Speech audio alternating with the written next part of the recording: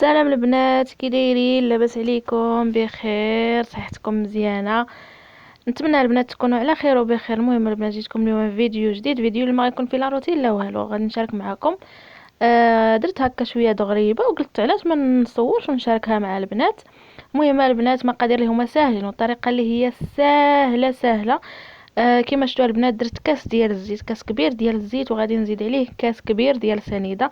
كيبقى على حساب الكاس اللي غادي تعبروا به. كان كاس صغير غتعبروا به المقادير كامله، كان كاس كبير غادي تعبروا به المقادير كامله. وإلا بغيتو يجيكم كميه اللي هي كتيره فغادي تضاعفوا المقادير على حسابكم نتوما شنو باغين.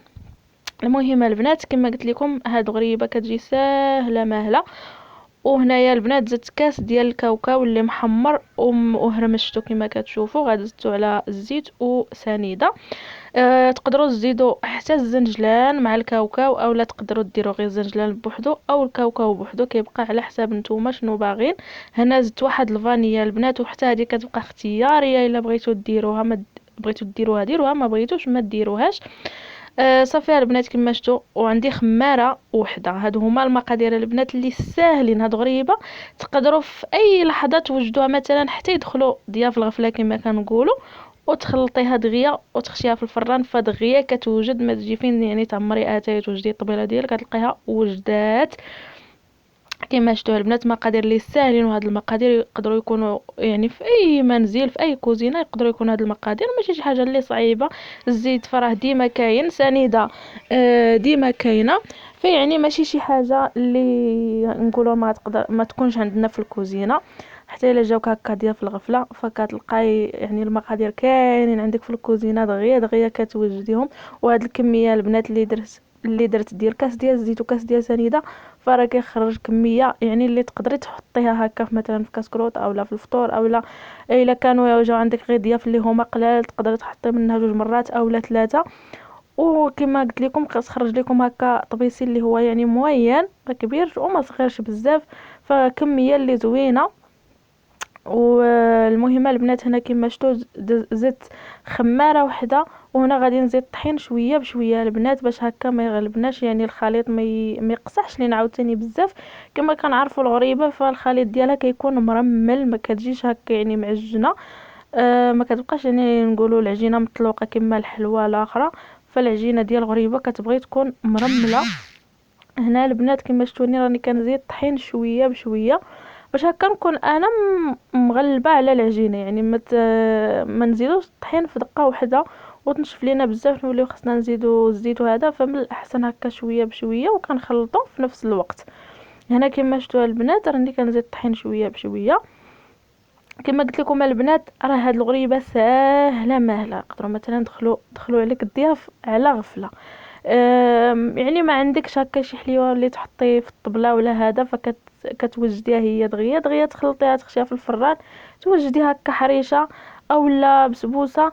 دغيا دغيا ما تجي فين توجدي تعمري اتاي توجدي مثلا الحرشه اولا البسبوسه ديالك اولا الملوي، فكتلقاي هي راه وجدات كتحطيها يعني كتعاوني بها الطبيله ديالك كما كنقولوا. صافي هنا البنات، ومقادير اللي هما ساهلين. يعني ما تقوليش راه ما عنديش في الكوزينه، ما عنديش هذه ما عنديش هذه. حتى الكاوكاو الا ما بغيتوش ديروه ما ديروش، غير هو يعني اي حاجه زدتيها مثلا الزنجلان اولا كاوكاو اولا هذا فكيعطي واحد البنه. صافي هنا البنات كما شفتوا كما قلت لكم راه الخليط تيكون مرمل كما كتشوفوا انتم، راه كلشي واضح في الفيديو، كلشي باين على الفيديو شارح راسو براسو. المهم هنايا البنات كما كتشوفوا الخليط راه كيجي مرمل، يعني كيتجمع لينا ولكن كيكون في نفس الوقت مرمل، يعني ما كيكونش هكا مطلوق. حيت الا درتوه مطلوق غادي تجيكم العجينه اولا تجيكم الغريبه ديالكم معجنه من الداخل. فحاولوا هكا العجين ديالكم يكون مرمل كما كتشوفوا، وفي نفس الوقت راه كيتجمع لكم في اليد ما ناشفش يعني هكا بزاف، يعني كيتجمع هكا في اليد ملي كتبغيو تكوروه. فكتجمع لكم في اليد.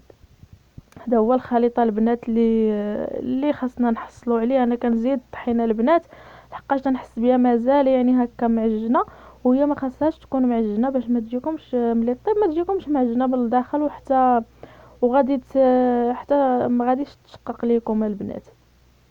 صافي هذا هو الخليط البنات اللي كنبغيو كما كتشوفوا. هكايا يكون مرمل. يكون مرمل البنات. صافي هنايا نتوما كما كتشوفوا راه كيكون الخليط مرمل.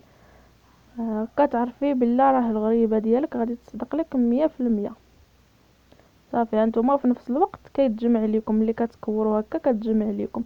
صافي دابا غادي نمشي نغسل يدي ونرجع معكم باش نشكلوا الغريبه ديالنا. هنا البنات راني بديت كنشكل الغريبه.